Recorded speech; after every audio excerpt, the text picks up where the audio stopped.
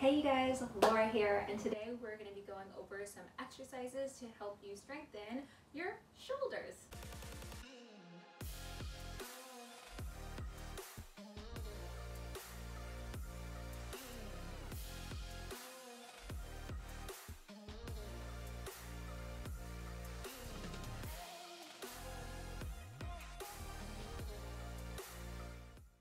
Alright, so like I mentioned, we're going to be doing some exercises that help strengthen your shoulders.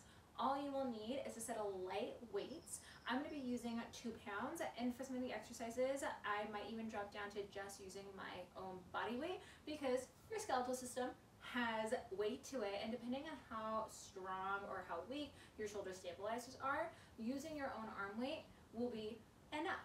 Some other options for you if you don't have 2-pound hand weights are, a set of small water bottles that are filled up, some cans from your pantry that are about 16 ounces. 30 ounces might be a little bit too bulky to hold in your hands, but you can try it out and see how it feels for you. But basically today we're going to be going over some exercises that help strengthen the shoulder stabilizers. So how do you know if this workout video is going to be for you? If you have been having some shoulder pain, if you want to help correct your posture, if you have gone to your physical therapist and your physical therapist has told you you need to strengthen your external rotators or you need to strengthen your rotator cuff, then that means that this video is for you. If you are a swimmer, volleyball player, even baseball player, any type of sport that uses your arms and you want to generate a little bit more power and support your shoulders so you don't get any front of the shoulder pain, then this video is going to be for you. So go ahead and grab your hand weights, grab your water bottle, grab your pantry cans of garbanzo beans or whatever it is that you're going to be using, and you'll meet me just here on your kitchen floor, carpet, I don't know, wherever you're doing this workout from. I have my 2-pound weights in my hands. You want to make sure that as you're holding them, you're not gripping them super tight. You don't want to have clenched fingertips. You also want to make sure that your pinkies are being held on tightly as well. Your pinky connection is going to help you connect to the back of your shoulder more. I learned this when I broke my hand, broke this metacarpal right here, this pinky bone right here. It helps connect you to that back chain, that external rotators of your shoulders. So these are some exercises that I learned while I was working at a physical therapy clinic, but also when I was trying to strengthen after I broke my hand. So I know that they're going to be super helpful and help you strengthen the back of your shoulder as well. And the first thing that I want you to do is just do a couple shoulder rolls. We're going to go up with the shoulders, back with the shoulders, and then down with the shoulders, and just kind of notice where they are in space, because I'm going to ask you a couple times to check in with your body and see if your shoulders are down and away from your ears, and what that position is right here, not here. Don't wear your shoulders like earrings. You want them to be down and connected to your back. So these shoulder rolls are just to help you get connected to that musculature system around your shoulder blades, that lower shoulder blade tip, so that they can wake up, start to get some blood flow. Let's switch directions here. So whichever direction you are going, you're going to switch so that you can activate them for the rest of this video. And this shouldn't take super long, maybe 10 minutes. We'll kind of just see how it goes. And last one for 10. The first one that we are going to do, I want you to hold onto your hand weights. They are going to go kind of right in front of my hip bones here, as if I were, a car. My steering wheel here is right down the lane. Now, I want you to take your hand weights, and they're going to go slightly up. Notice how they're wider than the frame of my body. And then I want you to go down, down, down with control. The tempo is important here. As you lift up, your shoulders are going to stay down, and I want you to resist, resist, resist to the floor. So notice if your elbows want to bend. If they want to bend, that means your biceps are working. And we are not trying to target those biceps. We are trying to target your back of your shoulder here. Resist, resist, on down. Your belly is hugging into your back. You can be standing with your feet connected, or you can be standing with your feet together. Connected and together are the same thing. You can be standing with your feet hip width apart. But all that I really want you to really concentrate on is how are your shoulder blades moving. you should feel that as the hands come down, there's connection to the underside of your armpits here. And as the hands come down to your hips, you're not rolling your shoulder forward. The handprints don't turn into the thighs. You're keeping your collarbone line wide. I'm going to do one more for 10. Awesome job, you guys.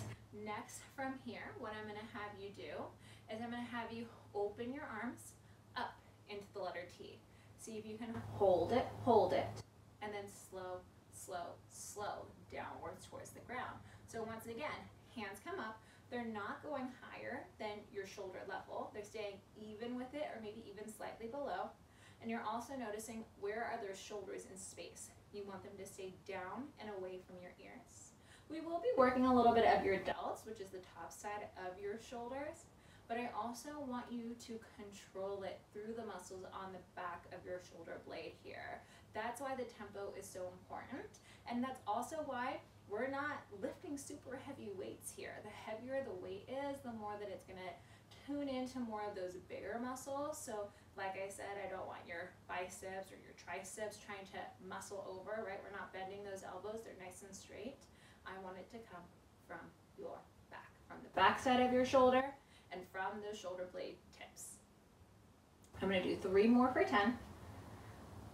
So anytime you hear me say I want it to come from your back, from your upper back, that's what I'm talking about. The muscles that are around your shoulder blades, lower trap, middle trap, rhomboid.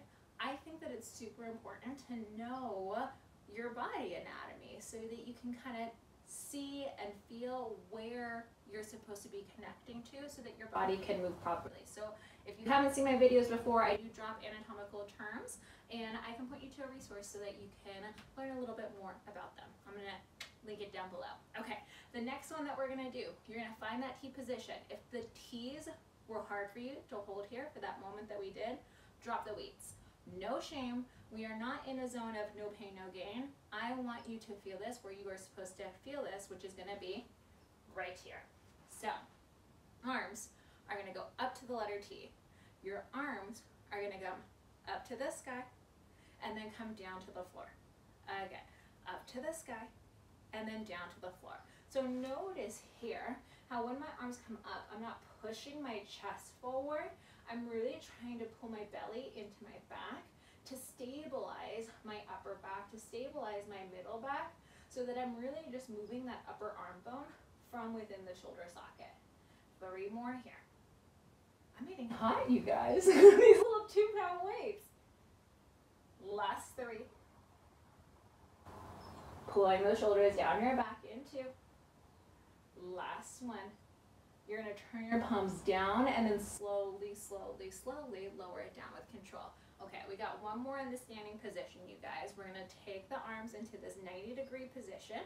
Shoulders, once again, roll down your back. So a lot of times when I see people bring the arms up, they're here. They're wearing the arms like earrings. Pull them down your back. If you have to do the shoulder roll to get there, go ahead and do that. Remember, you're gripping. Pinky is still on. I want you to open. Squeeze the shoulder blades together. Don't drop them. See if you can keep that upper arm bone in line with your shoulder, and then you're going to close. Again, squeeze the shoulder blades in and together, and then close them back together. The shoulders are staying down your back. The belly is pulling into your back, and we're trying to keep that elbow in line with your shoulder head. You feel the shoulder blades kind of wrap around your rib cage, engaging what we call the serratus. And you feel the shoulder blade tips try to hug together. And I say hug, not a crack a walnut situation, because most of the time when people crack the walnut, this is what I want you to not do. I don't want you to push that chest forward and really squeeze to the back. No, no, no, no. That is not engaging where I want you to engage. And if you just have a little bit of a squeeze, a little bit of a hug, and like you're hugging your grandma, right? That's what I want you to think of when the elbows go back. Last one here. Whew, and then those arms are going to come down to the ground. Okay, we're going to ditch these weights for just a moment, and there's a couple different ways to do this next exercise. You can either use a chair, a wall, or you can do this on the floor. I'm going to show you this using this barrel here. I'm gonna take my hands onto it. It's gonna be equivalent to doing it on the wall, and I'm gonna get into a plank-ish position. When you're in this plank position, your belly is in, your back is trying to be flat. Your toes could be up, or your heels could be up, or your heels could be down, your choice. You kind of saw how I had a little bit of a level change here. But what I want is for your back and your elbows to not change. And I'm gonna have you lower your chest down and then lift the chest up and away. Did you catch that? It's a very subtle movement. Your elbows don't change, so notice how my elbows stay straight, but my chest bone lowers slightly and my chest bone rises. So it's similar to that shoulder blade protraction that I was talking about a little bit before when we were having those elbows go forward and in front of our chest. You're still strengthening through that serratus, strengthening through the backside of your shoulder. I'm gonna do 2 more here, and I guess I will show you guys what it looks like from the backside. So if you were doing this up against a wall, hand about shoulder width apart, and your feet step away from the wall, right? If I were here, my elbows would be bent and I have nowhere to go really. So arms are straight, shoulders down your back, belly in, and I come down towards the wall slightly, but my elbows don't bend, and then I push away from the wall. Downward slightly, and then push away from the wall. And that's all this exercise is. We're just trying to move the shoulder blades in this forward to back fashion, taking out the biceps, the triceps, and even taking out a little bit of those delts. We're really just trying to push, pull, all right? Your scapular push-ups are what those ones are called. Now, we're gonna make our way to the ground for your final exercise. Final. Okay. With this one, you are going to lay down on your side body. I'm gonna use my arm as a little bit of a pillow here, and I'm only gonna need 1 weight. My elbow is gonna come connected to my side rib, and you can even put like a pillow or a towel here to know that your elbow isn't moving front to back, or even that it's lifting up and down, okay? It's really connected to you like glue. What I want you to do is keep a 90-degree angle within your arm, and it's gonna come down towards your belly. Don't crease your wrists. You wanna have your wrists nice and strong. And then you're gonna lift it upwards towards the sky. Remember we said that your elbow stays connected to your side body, so I'm not lifting it up. Do you see how I moved here? And now we're gonna go down towards the ground. Once again, the tempo is key. Slow tempo means more time under tension, which means you're gonna work a little bit harder. That means that we get stronger, right? That's what we're here for. Efficiency, maximizing what we're doing. I am feeling this right away through the backside of my shoulder as I control the up and the down. My shoulder is still trying to stay down and away from my ears here. I'm gonna do 2 more for 10. 2 pounds, you guys. It catches up to you really quickly if you're doing it correctly. So some keys to keep in mind, or some things to keep in mind if you're like not really feeling it, is maybe slow down a little bit, or maybe check in with your body and see if your form is correct.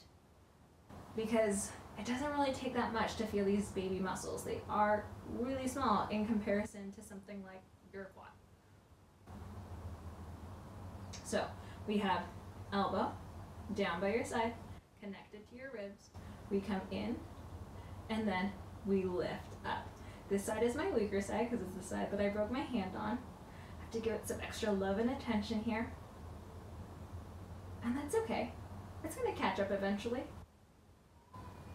As you lift up, you wanna make sure that you're not pressing your head down into your arm. Your neck should be neutral.